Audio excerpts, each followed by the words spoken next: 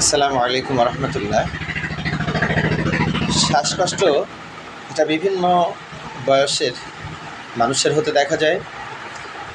এটা বার্ধক্যজনিত কারণে, ঠান্ডা কাশি দীর্ঘদিন লেগে থাকার কারণে, অ্যানিমিয়ার কারণে, এটা শারীরিক দুর্বলতা ইত্যাদি কারণে শ্বাসকষ্ট দেখা যায়।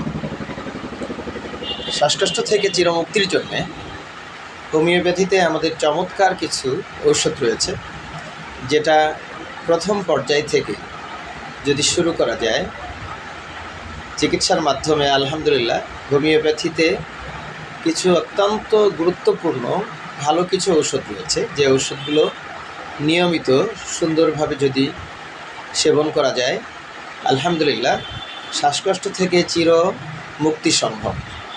আমার কাছে অনেক শ্বাসকষ্টের রোগী এসেছেন, আলহামদুলিল্লাহ পুরোপুরি তারা সুস্থ হয়েছেন। তাই শ্বাসকষ্ট থেকে চিরমুক্তির জন্যে আপনি হোমিওপ্যাথি ভালো চিকিৎসকের চিকিৎসা গ্রহণ করতে পারেন এবং চিরদিনের জন্যে শ্বাসকষ্ট থেকে মুক্ত হতে পারেন ইনশাআল্লাহ।